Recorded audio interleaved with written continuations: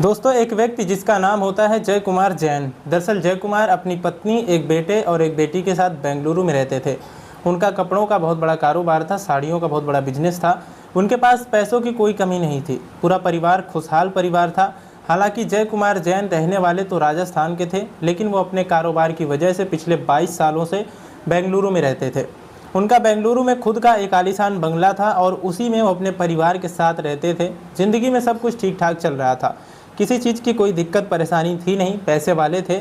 उनकी जो बेटी होती है वो बेंगलुरु के एक इंटरनेशनल स्कूल में 10th क्लास में पढ़ती थी। जय कुमार जैन ज़्यादातर अपने कामों में व्यस्त रहते थे, लेकिन उसके साथ साथ वो अपने परिवार को भी हमेशा समय देते थे, उनका ख्याल रखते थे। खासकर वो अपनी बेटी से बहुत प्यार करते थे। एक दिन की बात है ये, जय कुमार जैन के एक रिश्तेदार के यहाँ शादी समारोह था, तो जय कुमार जैन को अपनी फैमिली के साथ वहाँ उस शादी में जाना था। लेकिन जिस दिन शादी थी उसी दिन जय कुमार जैन को एक बहुत बड़ी उनकी बहुत ज़रूरी मीटिंग थी, उसमें जाना था। इसीलिए वो अपनी पत्नी से कहते हैं कि तुम बच्चों को लेकर शादी में चली जाओ और मुझे एक बहुत ज़रूरी मीटिंग है, इसीलिए मैं शादी में नहीं जा पाऊँगा। तभी उनकी जो 15 साल की बेटी होती है वो कहती है, पापा मैं भी शादी में नहीं जाऊँगी और मैं घर पर रहूँगी, आपका ख्याल रखूँगी। जब जय कुमार जैन ये अपनी बेटी की बात सुनते हैं तो उनके चेहरे पर एक मुस्कान आ जाती है, वो भावुक हो जाते हैं और वो अपनी बेटी के सर पर हाथ फेरते हुए कहते हैं, ठीक है, मेरी बेटी मेरे साथ घर पर रहेगी। उसके बाद उनकी पत्नी और बेटे वो दोनों शादी में जाने के लिए तैयार हो जाते हैं। जय कुमार जैन उन्हें जाते हैं स्टेशन तक छोड़कर चले आते हैं। उसके बाद शाम को अपनी बेटी के साथ खाना खाते हैं और आराम से बाप बेटी दोनों अपने अपने कमरे में जाते हैं, सो जाते हैं। रात बीतती है, सुबह के 4 बजे का वक्त हो रहा था। तभी अचानक से जय कुमार के बंगले से धुएं का गुबार उठने लगता है और जब आस पड़ोस के लोग उनकी नज़र आस पड़ोस की जो है उनके बंगले पर जब पड़ती है कि बंगले के अंदर से धुआं निकल रहा है, तो लोग दौड़कर जय कुमार जैन के बंगले के सामने आते हैं। लोग इकट्ठा हो जाते हैं और जो गेट होता है, मेन गेट, वहाँ से उनकी जो 15 साल की बेटी थी वो दौड़ते हुए बाहर भाग कर आ रही थी। अब उसके हाथ पैर थोड़े थोड़े जले हुए थे। वो बाहर आती है, वो घबराई हुई थी, परेशान थी। तभी वो कहती है कि जल्दी से मेरी मदद करो, मेरे पापा को किसी ने मार दिया है और वो उन्हें जलाने की कोशिश कर रहा है। इसी बीच एक लड़का भी उस बंगले से भागता हुआ बाहर आ रहा था। उसके भी हाथ में और हाथ पैर थोड़े जले हुए के निशान थे। उसके बाद तत्काल प्रभाव से फायर ब्रिगेड को बुलाया जाता है, साथ ही पुलिस की टीम भी मौके पर आ जाती है। उसके बाद फायर ब्रिगेड वाले उस बंगले के अंदर जब दाखिल होते हैं और जब वो अंदर पहुँचते हैं तो देखते हैं कि जो बाथरूम है उसी में आग लगी हुई है। और जब उस बाथरूम का दरवाज़ा खोला जाता है तो देखते हैं कि उस बाथरूम में एक व्यक्ति की लाश पड़ी हुई है जो आधी जल चुकी थी, और वो लाश किसी और की नहीं थी बल्कि जय कुमार जैन की लाश थी। उस लाश का आधा हिस्सा पूरी तरह से जल चुका था, लेकिन उसके शरीर पर गहरे जख्मों के निशान साफ नज़र आ रहे थे। ऐसा लग रहा था उसे देखकर कि पहले उसे किसी धारदार चीज़ से मारा गया था। उसके बाद फायर ब्रिगेड की टीम खैर वहाँ से आग बुझाती और चली जाती है और पुलिस उस लाश को देखती है, उसकी जाँच पड़ताल शुरू कर देती है। लेकिन एक बात पुलिस को भी समझ में नहीं आ रहा था कि आखिरकार कत्ल करने वाला इस लाश को बाथरूम में क्यों जलाएगा, क्योंकि इतना वो भी जानता है कि जब बाथरूम में वो जलाएगा तो जो आग की लपटें हैं वो बहुत तेज़ उठेंगी और फिर ये मामला आस पड़ोस में सभी को पता चल जाएगा। इसी बीच जय कुमार जैन की पत्नी को भी खबर कर दी जाती है, वो भी अपने बेटे के साथ आ जाती हैं। तभी पुलिस जय कुमार जैन की जो बेटी होती है 15 साल की, उससे पूछताछ करते हैं। कहते हैं, तुमने क्या देखा और तुम्हें कैसे पता चला कि यहाँ बाथरूम में आग लगी है? तो वो कहती है कि जब मैं सुबह सोकर उठी तो मैंने देखा कि पूरे घर में थोड़ा थोड़ा धुआं गूंज रहा था और जब मैंने बाथरूम में देखा तो उसमें आग लगी हुई थी और उसमें पापा जो है पड़े हुए थे।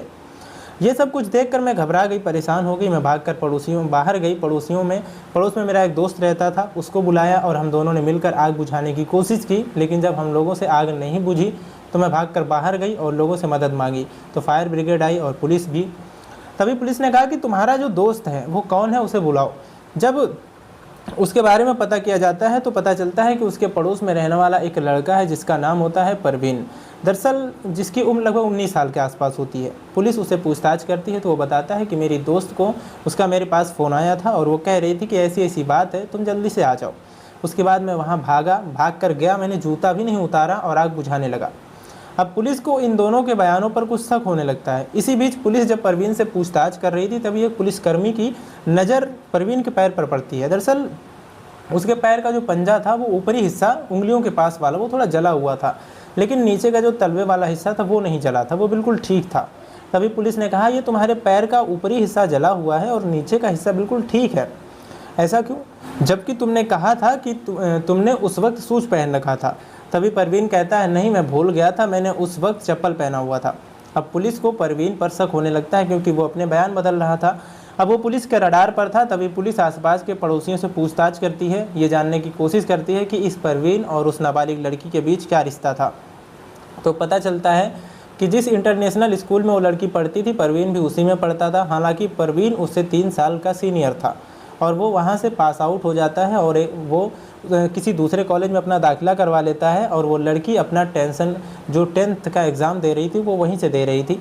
अब जब पुलिस को इन दोनों के रिश्ते के बारे में पता चलता है तो पुलिस फिर से परवीन को उठा लेती है और उससे पूछताछ करती है। तो परवीन के पहले के बयान कुछ और होते हैं और दूसरी बार के पूछने के कुछ और होते हैं। उसके बाद दोनों के नंबर की CDR निकलवाई जाती है। तो पता चलता है कि जिस रात ये घटना हुई थी उस रात 10 बजे से लेकर 2 बजे के बीच में इन दोनों के बीच आपस में लगभग 10 से 12 बार बातचीत हुई थी। हालांकि पहले भी होती थी लेकिन इतनी नहीं होती थी। उसके बाद पुलिस जय कुमार जैन की बेटी से भी पूछताछ करने उसके घर पहुंच जाते हैं और उसे एक अलग कमरे में लेकर जाते हैं और कहते हैं जो सच बात है वही बताना, जिस दिन यह हादसा हुआ तुम कहाँ थी। तो वो कहती है मैं अपने एक दोस्त के साथ बाहर गई हुई थी। वो पूछते हैं उस दोस्त का नाम बताओ, तो वो उसका नाम नहीं बताती। एक ही यहाँ पर फंस गई। दूसरा पूछता है कि तुमने अपने दोस्त को घर कैसे बुलाया था। तो वो कहती है मैंने उसे फ़ोन किया था। कहते हैं कितने बजे। तो वो जो समय बताती है पुलिस कहती है लेकिन उस वक्त तुम्हारे कॉल डेटा रिकॉर्ड में तुमने एक भी कॉल नहीं किया है। अब पुलिस का उन दोनों पर जो शक था वो यकीन में बदल जाता है। फिर परवीन और उस लड़की दोनों में सख्ती से पुलिस पूछताछ करती है। तो जो कहानी सामने आती है उसे सुनकर आप लोग भी सोचने पर मजबूर हो जाएंगे कि एक बेटी जिसे उसका बाप अच्छी शिक्षा देने के लिए उसे शहर के सबसे बड़े स्कूल में पढ़ाता है, उसकी खुशी के लिए सब कुछ करता है, उसके ख्वाब पूरे करता है, और वही बेटी उसके साथ ऐसा कैसे कर सकती है।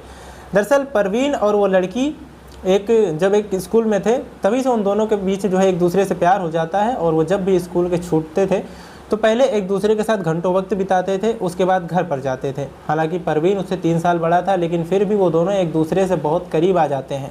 धीरे धीरे समय आगे बढ़ जाता है और इनका ये मिलना जुलना लगातार चल रहा था। इसी बीच जब एक दिन वो लड़की फ़ोन पर अपने प्रेमी यानी कि परवीन से बातचीत कर रही थी तो उसके पिता ने जय कुमार जैन ने देख लिया था। और जब ये बात उन्हें पता चली तो उन्होंने उसकी यानी कि अपनी बेटी का मोबाइल छीन लिया और उसी दिन से वो अपनी बेटी पर नज़र रखते थे, रोका टोकी करते थे, जैसा कि हर माँ बाप अपनी बेटी के लिए भला ही चाहता है। लेकिन इसी बीच परवीन ने उसे एक फ़ोन दे दिया दूसरा, कहा कि ये लो तुम इससे हमसे बात करना। अब बेटी को बाप की ये रोका टोकी कहीं ना कहीं नागवार गुजरती है। उसके पिता जब उसे रोकते टोकते थे तो उसे अच्छा नहीं लगता था। और एक दिन की बात है, वो लड़की अपने प्रेमी परवीन के साथ एक मॉल में घूम रही थी। तभी उसके पिता जय कुमार के एक दोस्त ने, खास दोस्त होता है, उसने देख लिया तो वो जो है जय कुमार से शिकायत कर देता है कि तुम्हारी लड़की यहाँ मॉल में किसी लड़के के साथ घूम रही है। उसके बाद जब शाम को वो घर पर पहुँचती है तो उसके पिता उसे खूब मारते पीटते हैं। उसके बाद 2-4 दिन बीत जाता है। वो अपनी प्रेमी से बातचीत करती है और कहती है मैं अपने पापा को मारना चाहती हूँ क्योंकि वो हम दोनों के रास्ते का रोड़ा बन रहे हैं। अब वो मर जाएंगे तो हम दोनों बिल्कुल बेफिक्र हो जाएंगे, कोई रहेगा नहीं रोकने टोकने वाला। उसके बाद परवीन भी उसकी बात मान जाता है और वो दोनों मिलकर एक प्लान बनाते हैं। वो एक अच्छे मौके की तलाश में थे। दरअसल उस लड़की की जो माँ होती है वो अपनी बेटी को लेकर ज़्यादा सख्त नहीं थी लेकिन उसके पिता बहुत ज़्यादा सख्त थे। आखिरकार उन दोनों को एक दिन मौका मिल ही जाता है। दरअसल जय कुमार को अपने रिश्तेदार की किसी शादी में जाना था लेकिन वो अपने काम की वजह से नहीं जा पाते। वो अपनी पत्नी से कहते हैं तुम बच्चों के साथ चली जाओ, लेकिन जो उनकी बेटी होती है वो भी नहीं जाती, मना कर देती है। और यही उसके लिए एक बहुत बढ़िया मौका था। जब जय कुमार जैन अपनी पत्नी और बेटी को स्टेशन छोड़ने के लिए गए थे तभी वो मौका पाकर जाती है मेडिकल स्टोर से कुछ नींद की गोलियां लाती है और उसे अपने पास छुपा कर रख लेती है। जब उसके पिता रात को दूध पीने के लिए मांगते हैं, हालांकि क्योंकि वो रोज़ रात को दूध पीते थे, तो उनकी बेटी नींद की लगभग 7 गोलियाँ एक साथ उस दूध में मिलाकर अपने पिता को दे देती है। उसके बाद कुछ घंटे बीतते हैं। वो अपने प्रेमी को फ़ोन करती है और कहती है मैंने पापा को नींद की गोलियाँ दे दी हैं, अब तुम जल्दी से घर आ जाओ। हालांकि वो पड़ोस में ही रहता था, तुरंत उसके घर पर आ जाता है। उसने दरवाज़ा खुला छोड़ रखा था। उसके बाद वो दोनों जय कुमार जैन के कमरे में जाते हैं। हालांकि उसने परवीन को बाहर ही रोक दिया था। वो जाती अपने पापा को धीमे से आवाज़ लगाती है, 2-3 बार आवाज़ लगाती है। जब उसके पिता कोई रिस्पॉन्स नहीं करते तो उसे यकीन हो जाता है कि वो पूरी तरह से गहरी नींद में है। उसके बाद वो परवीन को अंदर आने का इशारा कर देती है। वो अंदर कमरे में जाता है। उसके बाद वो दोनों मिलकर उसके पिता को हिलाते हैं, झकझोरते हैं, लेकिन वो नहीं उठते।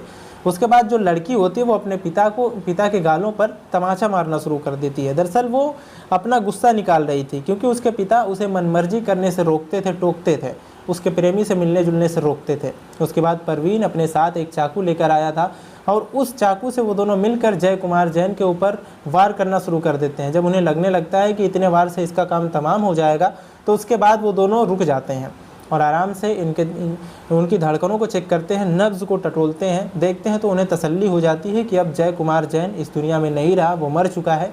उसके बाद वो सोचने लगते हैं कि अब इसकी लाश को कहाँ ले जाएं, कैसे ठिकाने लगाया जाए। क्योंकि उस बंगले के आसपास गार्ड वगैरह भी थे, भीड़ भाड़ वाला इलाका था, इसलिए वो दोनों प्लान करते हैं कि इस लाश को यहीं पर घर में ही जला देते हैं और किसी को पता भी नहीं चलेगा। उसके बाद वो लड़की घर से बाहर जाती है, परवीन घर के अंदर रुका था, वो बाहर से ताला लगा देती है गेट में। वो जाती है पास के ही एक शॉप में, वहाँ से 3 बोतल पानी खरीदती है और उस पानी को नीचे गिरा कर बोतल लेकर जाती है पेट्रोल पंप पर और वहाँ से 3 बोतल, तीनों में पेट्रोल भरवा लेती है। उसे लेकर पेट्रोल घर आती है। उसके बाद वो दोनों मिलकर जय कुमार जैन की लाश को खींचकर बाथरूम में लाते हैं और इस बीच जो ब्लड वगैरह फैला था बेडशीट पर घर में, वो लोग उसे खूब अच्छे से साफ़ कर देते हैं ताकि वो पकड़ ना जाए। उसके बाद वो उस लाश को बाथरूम में रख कर उस पर 3 बोतल जो पेट्रोल लाए थे, वो जो लड़की लेकर आई थी, उस पर वो डालकर उसे आग लगा देते हैं। लेकिन उन्हें ये नहीं पता था कि इस आग की लपटें इतनी तेज़ उठेंगी कि आसपास के सभी लोगों को ये बात पता चल जाएंगी। इसी बीच वो अपने अपने हाथ पैर भी थोड़े थोड़े जला लेते हैं ताकि किसी को शक ना हो। उसके बाद परवीन उससे कहता है कि अब तुम बाहर जाओ चीखते हुए और मदद मांगो। उसके बाद आस पड़ोस के लोग आ जाते हैं, फायर ब्रिगेड आ जाती है, पुलिस आती है। तब इस मामले की जांच पड़ताल शुरू हुई और एक तरफ जो उसकी लड़की की मां होती है वो ये बात मानने को तैयार ही नहीं थी। दरअसल वो कहती है मेरी बेटी ऐसा कर ही नहीं सकती। वो अपने पापा से बहुत प्यार करती थी, यहाँ तक कि वो अपनी बेटी का नाम FIR में दर्ज करवाने के लिए भी तैयार नहीं थी। उसके बाद जय कुमार जैन के एक खास दोस्त को बुलाया जाता है और उसके कहने पर इस मामले में FIR दर्ज कर ली जाती है। उसके बाद पुलिस उन दोनों को हिरासत में ले लेती है।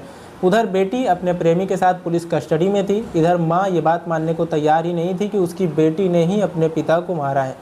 उसके बाद पुलिस के दिमाग में एक बात आती है, वो उन दोनों को घर लेकर जाते हैं फिर से और कहते हैं हमें ये जानना है कि तुम दोनों ने कत्ल कैसे किया, कैसे प्लानिंग की और उसे जलाया कैसे। उसके बाद बेटी अपने बाप के घर में जाती है कमरे में और अपने प्रेमी को बुलाती है। उन दोनों ने जैसे जैसे किया था वो सीन रिक्रिएट कर देते हैं और ये सब कुछ उस लड़की की माँ वहीं पास में खड़ी होकर अपनी आंखों से देख रही थी। उसकी बेटी कैसे सब कुछ बता रही है और उसके चेहरे पर जरा भी सिकन नहीं है। जब उन दोनों से पुलिस ने वही सीन रिक्रिएट करवाया, तब आखिरकार जाकर उस माँ को यकीन हुआ कि उसके पति को उसकी 15 साल की बेटी नहीं मारा है और सिर्फ इसलिए कि वो आज़ादी चाहती थी। वो चाहती थी कि अब वो अपने प्रेमी से मिले जुले तो कोई उसे रोके टोके ना, और इसीलिए उसने अपने प्रेमी के साथ, परवीन के साथ मिलकर अपने पिता की जान ले ली। दोस्तों, इस पूरे घटनाक्रम को सुनाने का उद्देश्य किसी को परेशान करना नहीं है, किसी का दिल दुखाना नहीं है, बल्कि आपको जागरूक करना है, आपको सचेत करना है।